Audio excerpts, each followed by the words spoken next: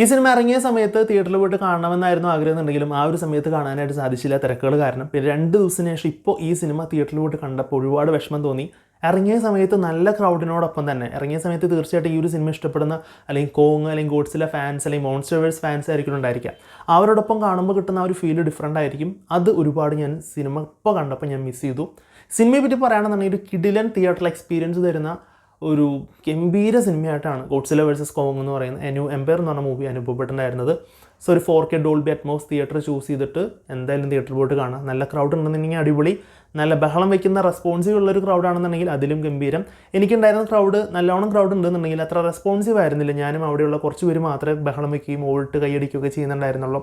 അതെനിക്ക് ഭയങ്കര മിസ്സിങ് ആയിരുന്നു. എന്നാണ് ഞാൻ പറഞ്ഞത്, ഇറങ്ങിയ സമയത്ത് തന്നെ പോയിട്ട് കാണണമായിരുന്നു എന്നുള്ളത്. അതൊരിക്കലും സിനിമയുടെ നെഗറ്റീവ് അല്ല, അത് ഓഡിയൻസ് പല ടൈപ്പുള്ള ആളുകളായിരിക്കും. പക്ഷെ നല്ല അതിനോട് ഇഷ്ടമുള്ള, അതിന് കണ്ട് ഉല്ലസിക്കാൻ പറ്റുന്ന അല്ലെങ്കിൽ ആർത്ത് വിളിക്കാൻ പറ്റുന്ന ഓഡിയൻസ് ആണെന്നുണ്ടെങ്കിൽ ഒരു ഡിഫറെൻറ്റ് എക്സ്പീരിയൻസ് ആയെന്നുള്ളതാണ് പറയാനായിട്ടുള്ളത്.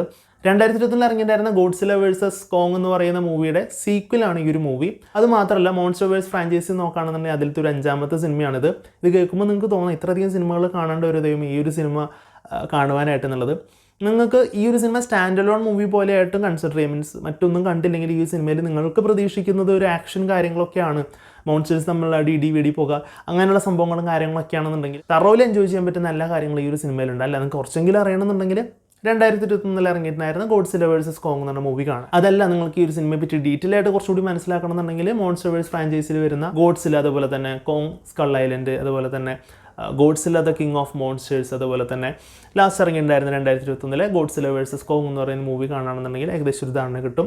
ഇത് കൂടാതെ തന്നെ ഗോഡ്സില ഫ്രാഞ്ചൈസിയും അതുപോലെ തന്നെ കോങ് ഫ്രാഞ്ചൈസിയും ഒക്കെ സൈഡിലോട്ടൊക്കെ ആയിട്ട് പോകുന്നുണ്ട്. അതിനെപ്പറ്റി എനിക്ക് വലിയ ധാരണയൊന്നുമില്ല. ഇത്ര ധാരണ മാത്രമേ ഈ ഒരു സിനിമയെ പറ്റിയുള്ളൂ. അത് കണ്ടുകഴിഞ്ഞാൽ നിങ്ങൾക്ക് ഏകദേശം ഒരു ഐഡിയ കിട്ടുന്നുള്ളതാണ് പറയാനായിട്ടുള്ളത്.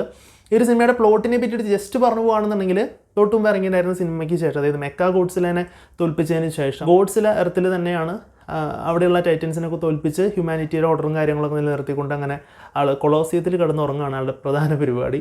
കോങ് ആണെന്നുണ്ടെങ്കിൽ ഹോളോ എർത്തിൽ അവിടെ അങ്ങനെ എക്സ്പ്ലോർ ചെയ്ത് മുന്നോട്ട് പോകുന്നു. അതേ സെയിം സമയം തന്നെ അവിടെ ഒരു വില്ലൻ പുതിയതായിട്ട് വരുന്നുണ്ട്. അതായത് അൺഎക്സ്പ്ലോർഡ് ആയിട്ടുള്ള ഒരു ഏരിയയിൽ, അൺചാർട്ടേഡ് ആയിട്ടുള്ള ഒരു ഏരിയയിൽ കോങ് അവിടെ കുറച്ച് കാര്യങ്ങൾ കണ്ടെത്തുന്നതും തുടർന്നുണ്ടാകുന്ന സംഭവങ്ങൾ അവിടെ പോകുന്നു.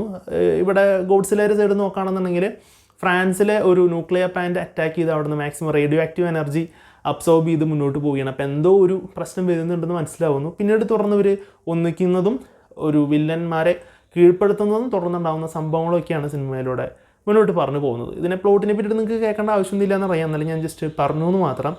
അപ്പോൾ ഈ ഒരു സിനിമയിൽ ഇനി പോസിറ്റീവായിട്ട് എനിക്ക് ഇഷ്ടപ്പെട്ട കാര്യങ്ങളെ പറ്റി പറയുകയാണെന്നുണ്ടെങ്കിൽ ഒരുപാട് പഴയ ക്യാരക്ടേഴ്സിൽ റിട്ടേൺ ചെയ്യുന്നതിനൊപ്പം തന്നെ പുതിയ ക്യാരക്ടേഴ്സ് വന്നതൊക്കെ രസകരമായിട്ട് തോന്നി. ഇതിൽ അതായത് മനുഷ്യന്മാരാണെന്നുണ്ടെങ്കിലും മോൺസ്റ്റേഴ്സ് ആണെന്നുണ്ടെങ്കിലും അതൊക്കെ നന്നായിട്ട് വന്നിട്ടുണ്ടായിരുന്നു. എസ്പെഷ്യലി ഒരു സുക്കോ എന്ന് പറയുന്ന ഒരു മിനി കോങ് ഉണ്ടായിരുന്നു. തുടക്കത്തിൽ കോങ്ങായിട്ട് കുറച്ച് അടിപിടിക്കുകയാണെന്നുണ്ടെങ്കിൽ അവസാനം അവർ തമ്മിലുള്ള ബോണ്ട് ക്രിയേറ്റ് ചെയ്തത് ഒരു വൈറ്റലായിട്ടൊരു ക്യാരക്ടറാണത്. അതും അടിപൊളിയായിട്ട് തന്നെ വന്നിട്ടുണ്ടായിരുന്നു. പിന്നെ ഓൾറെഡി വില്ലന്മാരായിട്ടുള്ള സ്കാർക്കിങ്, അതുപോലെ തന്നെ ഷിമോ എന്ന് പറയുന്ന ക്യാരക്ടറെ പറ്റിയിട്ട് ഒരുപാട് ഡിസ്കഷൻസ് ഇപ്പോൾ നടക്കുന്നുണ്ട്. വളരെ വീക്കസ്റ്റ് വില്ലന്മാരായി പോയി തുടങ്ങിയിട്ടുള്ള കാര്യങ്ങൾ അതിലേക്കൊന്നും ഞാൻ കടക്കുന്നില്ല.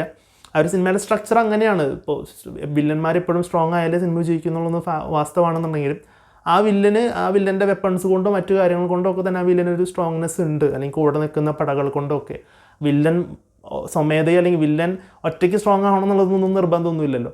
സോ എനിക്കത് ഓക്കെ ആയിരുന്നു. വില്ലൻ കാര്യങ്ങളും പരിപാടികളൊക്കെ കൊള്ളാമായിരുന്നു എന്നുള്ളതാണ് തോന്നിയിട്ടുണ്ടായിരുന്നത്. പിന്നെ ഈ മോൺസ്റ്റേഴ്സ് തമ്മിലുള്ള കമ്മ്യൂണിക്കേഷൻസ് പരിപാടികളൊക്കെ അതുമാതിരി തന്നെ മനുഷ്യന്മാരായിട്ടുള്ള കമ്മ്യൂണിക്കേഷൻസ് ആണെങ്കിൽ അങ്ങനെ കുറച്ച് പരിപാടികൾ കാര്യങ്ങളൊക്കെ ഇതിൽ കുറച്ചും കൂടി നന്നായിട്ട് തോന്നി. കാരണം ഈ ഒരു സിനിമയിലെ ഡയലോഗ്സ് കുറവാണ്. ഓൾമോസ്റ്റ് നോക്കുകയാണെങ്കിൽ ഒരു 90% ആക്ഷൻ സീക്വൻസ് ആണ്.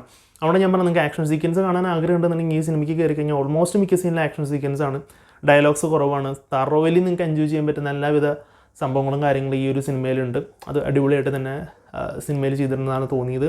പിന്നെ വിഷ്വൽ സീക്വൻസിനെ പറ്റി ഞാൻ കൂടുതൽ പറയണ്ട. വിഷ്വലി സ്റ്റണ്ണിങ് ആയിട്ടുള്ള സീൻസ് ഒരുപാട് കാര്യങ്ങളുണ്ട് ഇതിൽ ഒരുപാട് ആക്ഷൻ സീക്വൻസിൽ ഇങ്ങനെ സ്ലോ മോഷനൊക്കെ വരുമ്പോൾ ഗോഡ്സിലയുടെയും കോങ്ങിൻ്റെയും അല്ലെങ്കിൽ ഷിമോരാണെങ്കിലും സ്കാർക്കിങ്ങിൻ്റെ ആണെന്നുണ്ടെങ്കിൽ ഇങ്ങനെ ക്ലോസപ്പിൽ അവരുടെ മുഖം പല്ല് അല്ലെങ്കിൽ ആ ഒരു ഉൾഭാഗം കാണിച്ചതൊക്കെ എനിക്ക് ഭയങ്കര അധികം ഇഷ്ടപ്പെട്ടു. കാരണം അവരുടെ ആ ഒരു പവർ, അവർ ആ ഒരു മോൺസ്റ്ററാണ് അല്ലെങ്കിൽ അവരുടെ ആ ഒരു സ്ട്രെങ്ത്ത് കാര്യങ്ങൾ കാണിക്കുന്ന പോലെയൊക്കെ തോന്നി.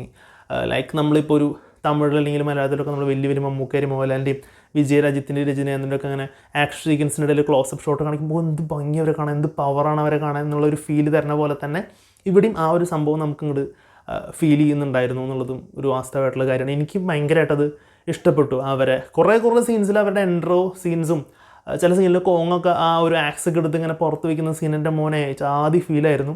അപ്പോൾ കോങ് ഫാൻസിനെ എൻജോയ് ചെയ്യാൻ പറ്റുന്ന ഒരുപാട് സാധനമുണ്ട്. കാരണം ഇതിൽ കുറച്ചും കൂടി സ്ക്രീൻ സ്പേസ് കൂടുതൽ കോങ്ങിനാണ് കമ്പയർഡ് ടു ഗോഡ്സില മോശമെന്നല്ല, ഗോഡ്സിലേക്ക് അത്യാവശ്യം അടിപൊളി സംഭവങ്ങളുണ്ട്. ബട്ട് കോങ്ങാണ് ഇതിൽ കുറച്ചും കൂടി സ്പേസ് കൂടുതലും, കുറച്ചും കൂടിയും എന്താ പറയുക, കയ്യടി നേടാനായിട്ടുള്ള സീൻസുകളും കാര്യങ്ങളൊക്കെ കൂടുതൽ കോങ്ങിനായിരുന്നു. പിന്നെ ഒരു സിനിമ മൊത്തത്തിൽ പറയുകയാണെന്നുണ്ടെങ്കിൽ ഫുള്ളി പ്രഡിക്റ്റബിൾ ആയിട്ടുള്ള മൂവിയാണ് എന്നുള്ളതാണ് ഒരു കാര്യം. പക്ഷേ നമുക്ക് സിനിമയിൽ ഒരിക്കലും നമ്മൾ കണ്ടുകൊണ്ടിരിക്കുമ്പോൾ അത് പ്രഡിക്റ്റബിൾ ആണെന്ന് തോന്നില്ല. നമ്മൾ ഇതിൽ ഒരുപാട് വിഷ്വൽസ് ട്രെയിലറിലൂടെയും ടീസറിലൂടെ ഒക്കെ കണ്ടെന്നുണ്ടെങ്കിൽ പോലും സിനിമയ്ക്ക് കയറി കഴിയുമ്പോൾ നമുക്കൊന്നും ചിന്തിക്കാനുള്ള നേരം തരുന്നില്ല. അത്രയും ഫാസ്റ്റ് പേസ് ആയിട്ടാണ് പോകുന്നത്.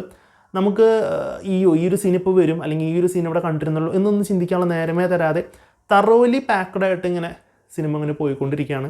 നമുക്കറിയാം ക്ലൈമാക്സിൽ ഇപ്പോൾ ഗോഡ്സിലെയും അതുപോലെ തന്നെ കോങ് ആണെന്നുണ്ടെങ്കിലും കമ്പൈൻഡായിട്ട് വില്ലന്മാരെ തോൽപ്പിക്കും, തുടർന്നുണ്ടാകുന്ന സംഭവങ്ങളും കാര്യങ്ങളൊക്കെ അറിയാം. ബട്ട് അതവർ എക്സിക്യൂട്ട് ചെയ്തിരിക്കുന്ന രീതി, പ്രഡിക്റ്റബിൾ ആയിട്ടുള്ള കാര്യമാണെന്നുണ്ടെങ്കിലും അതവർ കാണിച്ചിരിക്കുന്ന രീതി ഭയങ്കര എൻജോയബിൾ ആയിരുന്നു.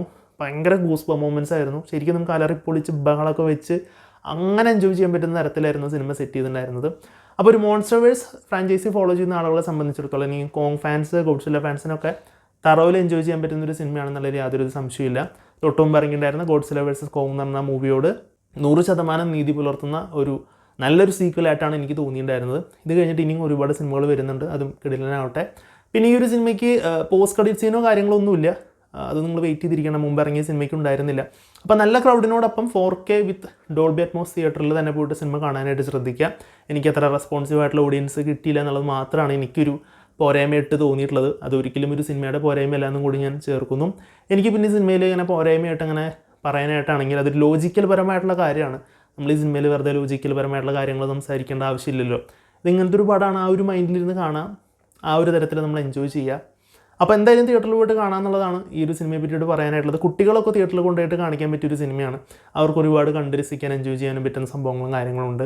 ഡയലോഗ്സ് കുറവായതുകൊണ്ട് തന്നെ മനസ്സിലാക്കാൻ വലിയ ബുദ്ധിമുട്ടൊന്നും ഉണ്ടായിരിക്കില്ല കുട്ടികൾക്ക്. സോ ഒരു കിടിലൻ പടമാണ് ഗോഡ്സില്ല വേഴ്സസ് കോങ് എംപയർ എന്ന് പറഞ്ഞ മൂവി എന്നുള്ളതാണ് എനിക്ക് അനുഭവപ്പെട്ടിട്ടുള്ളത്. സോ ഈ ഒരു സിനിമ നിങ്ങൾ കണ്ടിട്ടുള്ളവരാണെന്നുണ്ടെങ്കിൽ നിങ്ങളുടെ അഭിപ്രായങ്ങളും കാര്യങ്ങളും തീർച്ചയായിട്ടും കമൻറ്റ് ബോക്സിൽ രേഖപ്പെടുത്തുക. വീഡിയോ ഇഷ്ടപ്പെടുകയാണെങ്കിൽ ലൈക്ക് ചെയ്യുക, ഷെയർ ചെയ്യുക, കമൻറ്റ് ചെയ്യുക. ചാനൽ സബ്സ്ക്രൈബ് ചെയ്യുന്ന കാര്യം ഒന്ന് പരിഗണിക്കുക. മറ്റൊരു വീഡിയോയിൽ കാണുമ്പോഴേക്കും ഗുഡ് ബൈ.